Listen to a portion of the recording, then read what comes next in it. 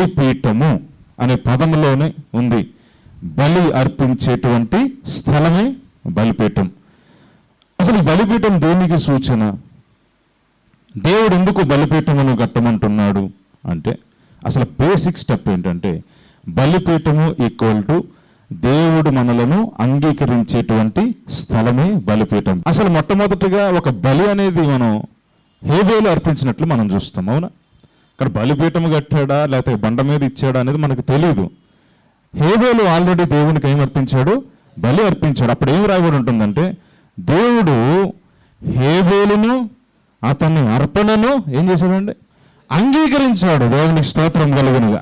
అంటే బలిపీఠం అనేది దేవుడు మనల్ని అంగీకరించేటువంటి స్థలము. మానవ జీవితంలో దేవుడు నువ్వు కలవడానికి ముందే, అర్థమైందా? ప్రత్యక్ష గుడారం లోపల అతి పరిశుద్ధ స్థలంలోనికి వెళ్ళడానికి ముందే, ఆయనతో సహవాసం చేయడానికి ముందే ఫస్ట్ నీ జీవితంలో అంటే మనందరి జీవితంలో జరగాల్సింది ఏంటంటే అసలు దేవుడు మనల్ని అంగీకరించాలి. దేవుడు నరులను అంగీకరించేటువంటి ప్రాముఖ్యమైన స్థలమే బలిపీఠం. అక్కడ ఒక బలి జరిగిన తర్వాతే మనిషి అంగీకరించబడుతున్నాడు. మన జీవితంలో ముందు దేవుడు మనల్ని ఏం చేయాలి? అంగీకరించాలి. అంగీకరించాలి అంటే బలి అర్పణ అనేది ఒకటి జరగాలి. ఆనాడు వారు బలి అర్పణ ద్వారా దేవుని చేత అంగీకరించబడ్డారు. హేబేలు దేవుని చేత అంగీకరించబడ్డాడు. నోవాహు దేవుని చేత అంగీకరించబడ్డాడు. అట్లాగే యెషయా గ్రంథంలో ఒక మాట ఉంటుంది. మీరు చూడండి, దేవుడే చెప్తారు స్వయంగా ఈ మాట. యెషయా గ్రంథం 56వ అధ్యాయం చదవండి. మీరు 7వ వచనం చదవండి. నా ప్రార్థనా మందిరములో వారిని ఆనందింపచేసేదను, నా బలిపీఠం మీద వారు అర్పించు దహన బలులను నాకు అంగీకారములగును, నా మందిరము సమస్త జనులకు ప్రార్థనా మందిరం అనబడును. దేవునికి స్తోత్రం కలుగునుగా. నా బలిపీఠం మీద వారు అర్పించే దహన బలులు అలాగే బలులు నాకు అంగీకారములు అవుతాయి. ఎక్కడ మనం అంగీకరించబడతాం? ఆ ప్లేస్ ఏంటి చెప్పండి? ఆల్టర్ అంటే బలిపీఠము అని అర్థం.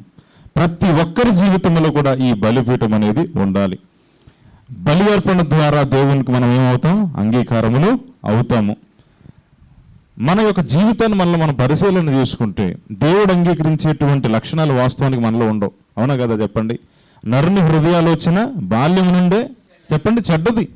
మనకు ఆ స్వభావం ఉండిపోయింది బై బర్త్. ఎక్కడి నుంచి? ఆదాము దగ్గర నుంచి. ఒక్క మనుషుని ద్వారా ఈ లోకములోనికి పాపము ద్వారా మరణమును ప్రవేశించినాయని రోమపత్రికలో ఉంటుంది. మన ద్వారానే, మనుషుల ద్వారానే పాపం వచ్చింది, పాపములో నుంచి మరణం వచ్చింది. నేను ఆశ్చర్యపడేటువంటి విషయం ఏంటంటే నేను ప్రార్థనలో కూర్చున్నప్పుడు ఆలోచిస్తున్నా మౌనముగా. ఒకటి మీరు ఆలోచించారు ఎప్పుడైనా? ఈ ఆదాము చేసిన పాపం గురించి ఆలోచిస్తూ ఉంటే అసలు పాపం అంటే ఏంటి చెప్పండి? బైబిల్ ఏం చెప్తుంది? పాపం అంటే ఏంటి? ఆజ్ఞను అతిక్రమించడమే పాపం కదా. అవునా కదా? ఇది మనకు తెలుసు, బైబిల్ చదివాం కాబట్టి. ఇప్పుడు ఆలోచించండి. దేవుడట ఆదాము ఎద్దుకు వచ్చాడు. ఆదాము కనబడట్లా ఏదేని తోటలో. అప్పుడు ఆదామా నువ్వు ఎక్కడున్నావు అన్నారు. అవునా? అప్పుడు ఆదాము, అయ్యా నీ స్వరం విని నేను దిగంబరునని తెలుసుకుని ఇదిగో ఈ పొదల చాటునున్నానంటే ఒకటే మాట, నేను తినవద్దన్న పండు నువ్వు తిన్నావా అంటే నా ఆజ్ఞను నువ్వు అతిక్రమించావా అంటే ఏమన్నాడు తెలుసా? ఫస్ట్ పాయింట్, నువ్వు ఇచ్చావే. ఎవరు? హవ్వ, నారి. ఈ నారింజకాయ ఇలా చేసిందని చెప్పి ఇట్లా చూపించినాడు. సత్యం చెప్పాడా అసత్యం చెప్పాడా? మీరు చెప్పాలి. ఈ నిజమే చెప్పాడు కదా. బాగుంది. మన మానవ బ్రెయిన్ ఎలాంటిదంటే 50-50 బ్యాచ్ అన్నమాట. మనం ఏమంటాడు? నిజమే చెప్తున్నాడు వాస్తవానికి. ఏమన్నాడు తెలుసా? ఈ అవ్వ ఉంది చూసావా, ఈ అవ్వే నాకు ఇచ్చింది, అందుకే నేను ఇట్లా చేశాను అన్నాడు. ఏమ్మా అంటే నేను అనుకుంటున్నావు కదా, నేను కాదు, ఇది ఈ సాతాను గాడే అని చెప్పి ఇట్లా చూపించాను. వాస్తవాన్ని కూడా చెప్పేది నిజమే కాదా? నిజమే. కానీ ఒక విషయం అయితే ఉంది ఇందులో. ఏంటి తెలుసా? ఏ భేదమూ లేదు. చెప్పండి మాట. అందరూ పాపం చేశారు. అందరూ పాపము చేసి దేవుని మహిమను పొందలేకపోతున్నారట. మనము నిజమే మాట్లాడతాం అనుకుంటాం. నువ్వు మాట్లాడేది నిజమే అనుకుంటా. అసలు ఫస్ట్ అంగీకరించబడాలంటే నువ్వు పాప విముక్తుడివి కావాలి. దేవునికి స్తోత్రం కలుగునుగా. ఈరోజు మరి మనకెందుకంటే పాపం గురించి అంటారేమో. మనం ఇప్పటికీ కూడా రక్షణ పొందినా కూడా ఆజ్ఞలు అతిక్రమిస్తున్నాం చాలాసార్లు. విశ్వాస మూలమున కానిదేదో అది పాపం అని కూడా పరిశుద్ధ గ్రంథంలో ఉంది. అవిశ్వాసంతో మనం చేసే పనులు కూడా పాపం లెక్కల్లోకి పోతున్నాయి. పరిశుద్ధ గ్రంథంలో రాయబడింది. అసలు నువ్వు దేవుణ్ణి కలుసుకోవాలంటేనే ముందు మనం అంగీకరించబడాలి దేవుని చేత. ఆ సెన్స్ మనకు ఉండాలి. అందుకే నేను ఎప్పుడు కూడా ప్రార్థన చేయించేటప్పుడు, సంఘం అంతా ప్రార్థన చేసేటప్పుడు ఫస్ట్ ఒక మాట చెప్తాను. ప్రార్థన చేద్దాం, ఎన్నో అంశాలు తర్వాత చేద్దాం, కానీ first point you have to do one thing. ఏం చేయాలంటే మొదటగా మనల్ని మనము పరీక్షించుకోవాలి. ఎటువంటి హృదయ స్థితి కలిగి ఈ స్థలానికి వచ్చామో ఫస్ట్ ఆఫ్ ఆల్ మనం దేవుని ఎదుట మనల్ని మనము సమర్పించుకోవాలి. దేవా నన్ను పరిశీలించండి, దేవా నన్ను పరిశోధించండి, మీకేమైనా ఆయాసకరమైన మార్గాలు నాలో ఉన్నాయేమో ముందు అవి నా నుండి తొలగించండి. ప్రభు అయిన యేసు ఏం చెప్పారు తెలుసా? నువ్వు బలిపీఠం యొద్దకు వచ్చి అర్పణ అర్పించేటప్పుడు ఒకవేళ నీ సహోదరునికి నీ మీద ఏదైనా విరోధం ఉందని నీకు జ్ఞాపకం వస్తే అప్పుడు నువ్వు వెంటనే ఏం చేయాలట?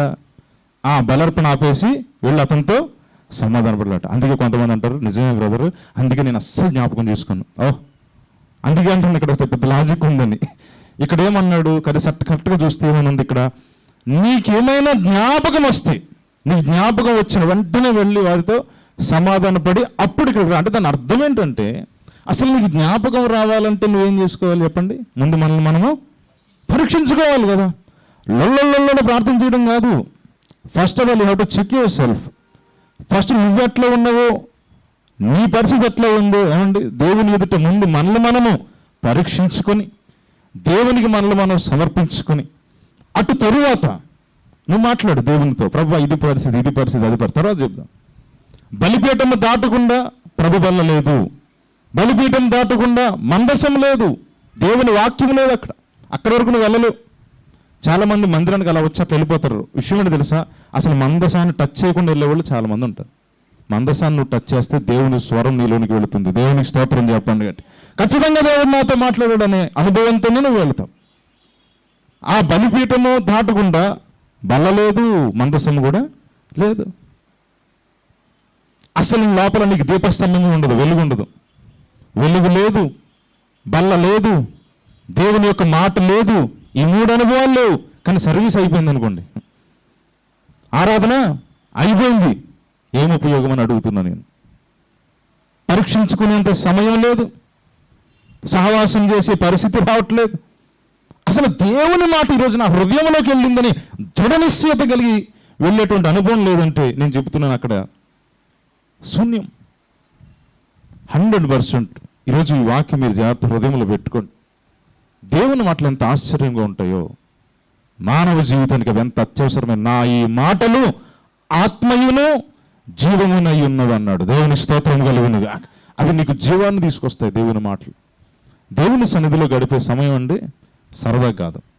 బ్రతకడానికి ఆయన మాట అనేది మనకి కావాలి. శరీరం బ్రతకడానికి తిండి చాలు, ఆత్మలో బ్రతకాలంటే ఆత్మీయ ఆహారం మనకు కావాలి. అది లేకుండా మనిషి ఎదుగుతున్నాడంటే అసలు ఆత్మలో సన్నగిల్లిపోతున్నాడు అని అర్థం. దేని ద్వారా నువ్వు మనిషి బతుకుతాడు చెప్పండి? యేసుప్రభు ఏమన్నారు? మనుష్యుడు రొట్టె వలన కాదట. దేని వల్ల చెప్పండి? దేవుడి నోట నుంచి వచ్చే ప్రతి మాట వల్ల బ్రతుకుతాడు. దేవునికి స్తోత్రం కలుగునుగా. వస్తుందా మాట? తీసుకుంటున్నారా లేదా? తింటున్నారా లేదా? ఇది నా ప్రశ్న. జీవవాక్యము ఎలా దొరుకుతుంది? నా ఆత్మకు బలం ఎక్కడ దొరుకుతుంది? మీరు ఆలోచన చేయాలి. అన్ని చోట్ల దొరకదు. అన్ని ఆహారాలు ఒకటి కాదని నేను బలిపీఠం నేను చెప్తున్నా. అన్ని ఆహారాలు నీ ఆత్మలో నిన్ను బలపరచగలుగుతున్నాయా? మరి అలాగైతే ఎక్కడన్నా కూర్చోవచ్చు. నేను మాటలు ఎట్టి పరిస్థితులు యాక్సెప్ట్ చేయను. ఏంటో తెలుసా? ఎవడైనా వాక్యం చెప్పేస్తారనే మాట నేను ఎప్పుడూ యాక్సెప్ట్ చేయను. ఎందుకంటే ఎవడైనా వాక్యం చెప్పాడు అనేదంటే నీ దృష్టిలో వాక్యం అంటే ఏంటి? అరగంట మాట్లాడితే వాక్యం అనుకుంటున్నావా? అస్సలు కాదు. నేను తెలుసుకున్న వాక్యం ఏంటి చెప్పనా? వాక్యమే దేవుడై ఉండెను. దేవుని స్తోత్రం కలుగునుగా. అది వాక్యం అంటే. మరి దేవుడే అక్కడ నిలిచినప్పుడు నీ ఆత్మ బలపడాలి కదా.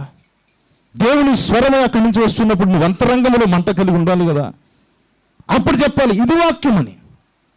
అప్పుడు చెప్పాలి ఇది దేవుని మందస్సం అని.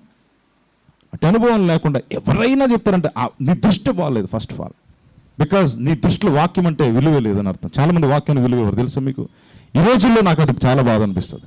కొన్ని చోట్లే దేవుని మాట కొరకు సిద్ధపడుతున్నారు కానీ అనేక చోట్ల సిద్ధపాటు లేదు.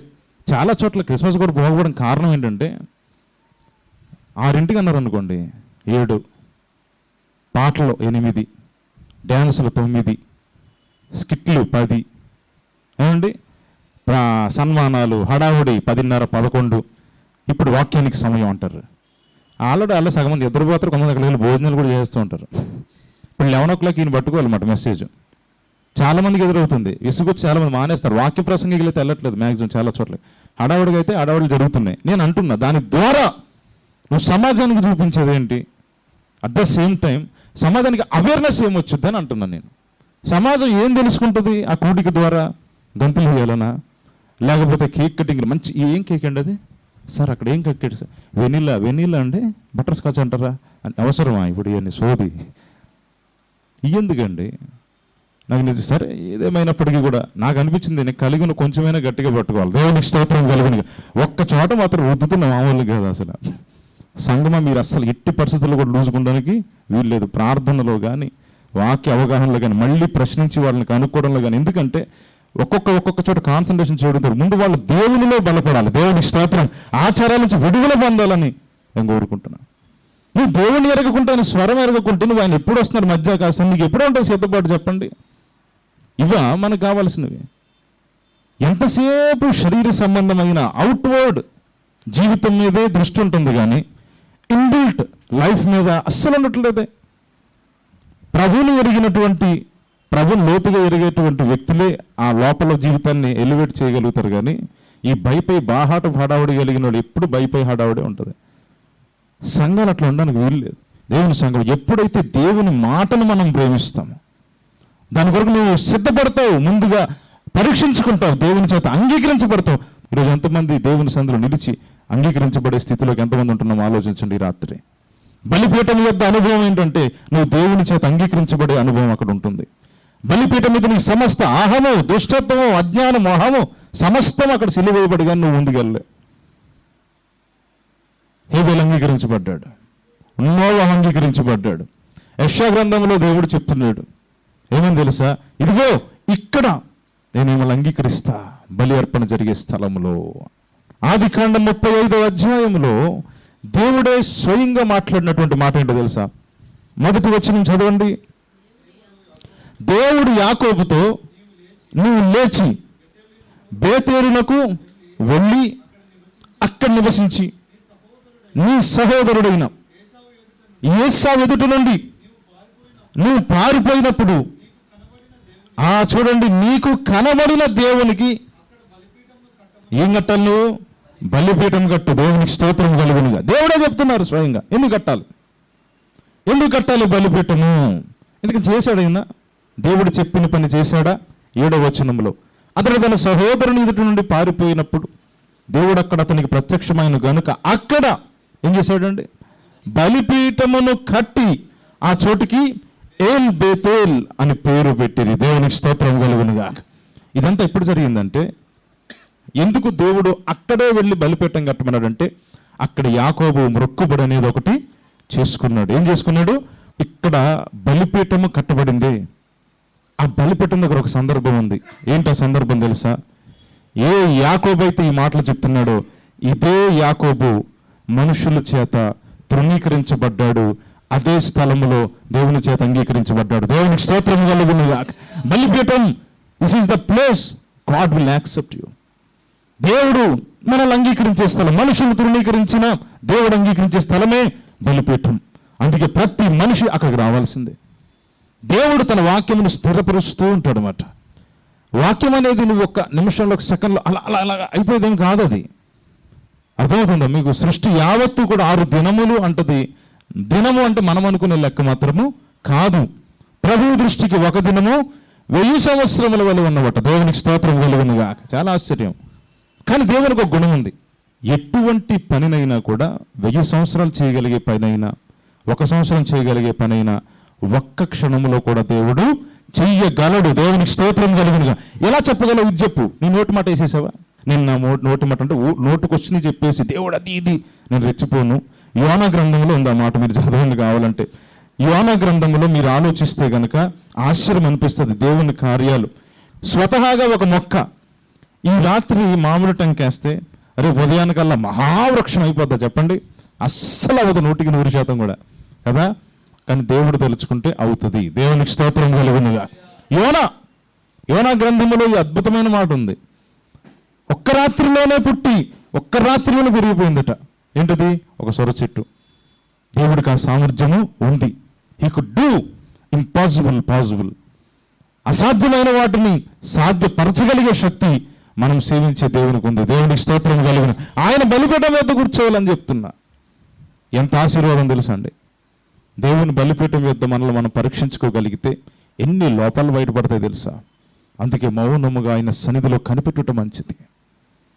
పేతురు పత్రికలు అంటాడు, మీరు స్వస్థ బుద్ధి కలవారై మెలకువగా ఉండి ప్రార్థన చేయండి అంటాడు. ఈ స్వస్థ బుద్ధి తీసేసి మెలకువగా ఉండి ప్రార్థన చేయండి అని చెప్పచ్చు కదా. ప్రార్థన చేయండి అని చెప్పచ్చు కదా. అలా చెప్పలేదు అక్కడ. స్వస్థ బుద్ధి కలిగే నువ్వు మెలకువగలిగి ప్రార్థన చేయాలని. అంటే ప్రార్థన చేయడానికి ఒక బుద్ధి ఉండాలి. ఏంటో బుద్ధి తెలుసా? స్వస్థ బుద్ధి అంటే అర్థం ఏంటంటే సెల్ఫ్ కంట్రోల్. నువ్వు నిగ్రహం కలిగి ప్రార్థన చేయి. ఆడు వర్ధిల్లిపోతున్నాడు, తన మార్గమున వర్ధిల్లు వాడిని చూసి వ్యసనపడద్దు. వాడు ముందుకు సాగిపోతుంటే చూసి నువ్వు వ్యసనపడద్దు, నీకు అనవసరం. స్వస్థ బుద్ధి, నువ్వు నిగ్రహం కలిగి వచ్చి ప్రార్థన చేయి. దేవునికి స్తోత్రం కలుగునుగా. చూసారు దేవుడు ఎటువంటి ప్రార్థన, ఎటువంటి అంగీకారం దేవుడు కోరుకుంటున్నాడు చూసారంటే. మనం దేవుని చేత అంగీకరించబడాలంటే మన హృదయం ఎంత సిద్ధపాటు కలిగి ఉండాలి కదా. దేవునికి విరోధమైనవి, దేవునికి ఆయాస్కరమైనవి ఏమి పెట్టుకున్నా కూడా వ్యర్థమే. అందుకే దావీదు ఒకటి గమనించాడు. ఏం గమనించాడు తెలుసా? తన జీవితాన్ని పరిశీలన చేసుకునగా ఒకటి తట్టింది ఆయనకి. ఏంటి తెలుసా? నా హృదయములో నేను పాపమును లక్ష్యము చేసిన ఎడల ప్రభు నా మనవి వినకపోవును. దేవునికి స్తోత్రం కలుగునుగాక. చాలా అద్భుతమైన మాట. ఈ పాపం ఉంటే బలిపీఠం దగ్గరే ఉంటావు. ఇంకా అక్కడ నీ పాపానికి ప్రాయశ్చిత్తం అనేది జరగాలి. ఫస్ట్ పాయింట్ ఏంటంటే, ఫస్ట్ ఆఫ్ ఆల్ నువ్వు అంగీకరించబడాలి బలిపీఠం యొద్ద. ఏమవ్వాలి చెప్పండి? అంగీకరించబడాలి. బలిపీఠము అనగా ఫస్ట్ ఏం చెప్పాను? దేవుడు అంగీకరించేటువంటి స్థలము. రెండోది ఏంటో తెలుసా? మనల్ని పరిశుద్ధపరిచేటువంటి స్థలము. దేవునికి స్తోత్రం కలుగునుగా. మానవ జాతి మొత్తము పరిశుద్ధపరచబడింది బలిపీఠం దగ్గరే. ఆ బలిపీఠం మీద వధించబడింది ప్రభు అయిన యేసు. దేవునికి స్తోత్రం కలుగునుగా. సిలువదారి నా బలిపీఠమా, నీ రక్తపు కోట నాకు నివాసమా. సిలువదారి నా బలిపీఠమా, నీ రక్తపు కోట నాకు నివాసమా. నన్ను పిలచిన పిలుపు రహస్యమా, ఇది నీ త్యాగ సంకేతమా. నన్ను నీవు పిలచిన పిలుపు రహస్యమా, ఇది నీ త్యాగ సంకేతమా. శ్రీమంతుడా యేసయ్యా, నా ఆత్మకు అభిషేకమా, నా అభినయ సంగీతమా. దేవుని స్తోత్రం చెప్పండి. ఎంత బాగుంది కదా ఆ మాట. యేసన్న గారు రాసిన మాట ఎంత బాగుంది చూసారా? సిలువదారి నా బలిపీఠం. ఆ బలిపీఠం యొద్దే ప్రభు యొక్క మరణము, సిలువ. అక్కడే మానవ జాతి అంగీకరించబడింది. ఆ తరువాతనే ప్రభు బల్ల, ఆ తరువాతనే మందసం. దేవునికి స్తోత్రం కలుగునుగా. What a route! ఎంత అద్భుతమైన రూట్ ఉందో చూసారా మీరు? దేవుడు ఏర్పరిచినటువంటి దారి. నువ్వు ముందు దేవుని వద్దకు పోవాలంటే అంగీకరించబడాలి. బలిపీఠము మనల్ని దేవుడు అంగీకరించే స్థలం. బలిపీఠము మనల్ని పరిశుద్ధపరిచేటువంటి స్థలం. అది ఆఖరి మాట చెప్పి ముగిస్తాయి. ఏమి తెలుసా? బలిపీఠము మన ప్రార్థనలు అంగీకరించేటువంటి స్థలం. దేవునికి స్తోత్రం కలుగునుగా. మొదట నువ్వు అంగీకరించబడాలి, ఆ తరువాత నువ్వు ముందడుగు వేయగలుగుతావు. సంగమ దేవుని సన్నిధిలో ఇటువంటి అనుభవాలు కనుక మనకు లేదనుకోండి, ఏమంటే ఉపకరణాల గురించి మనం తెలుసుకునే ఉపయోగం ఉండదు. ఎందుకంటే అవి అనుభవంలోనికి రావు. బలిపీఠం అనుభవం ఉండదు, బల్ల అనుభవం తెలియదు, మందసం అనుభవం తెలియదు అనుకోండి. మందసంలో ఏముంటాయి చెప్పండి? మందసం లోపల ఏం పెట్టాడు ఆయన? 2 ఆజ్ఞాపలకలు. అవునా? చెప్పాడా? అంటే దేవుని వాక్యం ఉంది అందులో. నువ్వు చెట్టు చివరి దేవుని మాట దగ్గరికి వెళ్తామట. ఆయన నీతో చెప్పి పంపిస్తాడు అక్కడి నుంచి. మందిరంలో ఈ అనుభవం ఖచ్చితంగా ఉండాలి. బలిపీఠానికి కూడా ఒక లక్షణం ఉందండి. ఏంటో తెలుసా? అది మాట్లాడుతుందట. తెలుసా మీకు బలిపీఠం మాట్లాడుద్దని? చూద్దాం ఇక్కడ. ప్రకటన గ్రంథం 16వ అధ్యాయం 7వ వచనములో చదవండి. అందుకు అవును ప్రభువా, దేవా, సర్వాధికారి నీ తీర్పులు సత్యములను న్యాయములునై ఉన్నవని ఎవరు చెప్పారు? వ్యక్తి అండి అది. బలిపీఠము పరికరమా వ్యక్తి అంటారా? అనుకో పేరు ఉంటుంది తెలుసా మీకు? సాక్ష్యపు బలిపీఠం. దేవుని స్తోత్రం కలుగునుగా. మన గురించిన సాక్ష్యము ఆ బలిపీఠం మీద జరిగిన దానికి సాక్ష్యము. ఈరోజు ఆ బలిపీఠముకు మనకి ఇచ్చే ప్రాముఖ్యత ఏంటో మీరు ఆలోచించండి. రాత్రి దేవుళ్ళు మనం ఎదుగుతూ ఉండాలి. ఈ వాక్యం ద్వారా ఎప్పుడైనా మందిరానికి వచ్చినప్పుడు ఫస్ట్ మనం ఏం చేయాలండి? పాటల టయానికి వచ్చారు, ఏం చేస్తారు? ఏం పాట అదా అంటే అక్కడక్కడక్కడ పాడేయడం కాదు, వచ్చి రాగానే ఫస్ట్ ఏం చేయాలండి? ప్రార్థన చేస్తాంగా కొద్ది సమయం అని. అప్పుడు ఏం చేస్తారని అడుగుతున్నా. ఇంటి దగ్గర బయలుదేరాను తండ్రి, ఇక్కడ రోగు తీసుకొచ్చినందుకు వందనాలు. బండి వేసుకుని వచ్చానుగా, అపాయం జరగలే, వందనాలు, ఓకే, యాక్సెప్టెడ్, నెక్స్ట్. ఇప్పుడు ఎక్కడికి వచ్చారు మీరు? దేవుని సన్నిధికి, ఆయన బలిపీఠం ఎత్తుకు, ఆయన సముఖమునికి వచ్చారు కదా. First of all you have to check yourself. మనం అంగీకరించబడకుండా అసలు ఇందులో పాలు పొందులు పొందలేము. అది నేను చెప్పేది అర్థమైందా మీకు? బల్ల ఇచ్చేటప్పుడు కూడా అదేగా చెప్పేది. సిద్ధపడకపోతే, ముందుగా ప్రభు దృష్టికి యోగ్యులుగా కాకపోతే, అంగీకరించబడకపోతే నీకు ఇందులో పాలు పంపులు లేదు. First of all check yourself. మన సంఘములు ఇవి యాక్టివిటీస్ మనకు ఉండాలి. మందిరానికి రాగానే first you check yourself. ఇదేంటి బాబు 5 సంవత్సరాలు ప్రార్థన చేస్తున్నాను, మరే ఎలా ఉన్నావే? అదే నా ప్రశ్న. అలా కాదు చేసేది. చెప్పేది ఏంటంటే చెక్ చేసుకోండి. నువ్వు నిజంగా చెక్ చేసుకుంటే నీలో పశ్చాత్తాపం అనేది కలుగుతుంది ఖచ్చితంగా. ఏదో తెలుసో తెలియని మన బలహీనమేనండి. నిలబడిన వ్యక్తి బలహీనుడే, కూర్చున్న వ్యక్తులు బలహీనులు, అందరమూ బలహీనులమే. కానీ మనల్ని బలపరిచే దేవుడు మనకున్నాడు. దేవునికి స్తోత్రం కలుగును. ఆయన సముఖమునకు వచ్చినప్పుడు కాలు రెగరేయొద్దు.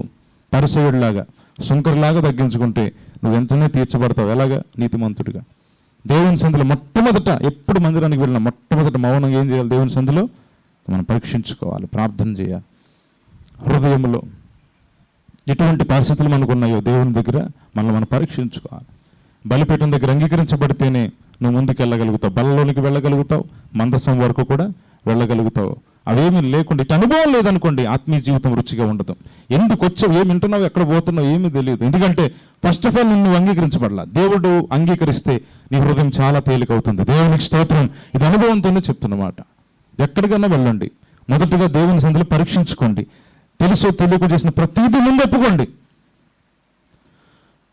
హృదయాన్ని తేలిక చేసుకోండి. ఎందుకంటే ఇక్కడ దేవుడు ఉన్నారు, నా మనవి విన్నారు అనే విశ్వాసం మీకు వచ్చినప్పుడు మీలో భారం అంతా తేలికైన తర్వాత అప్పుడు కూర్చుని పాటలు పాడండి.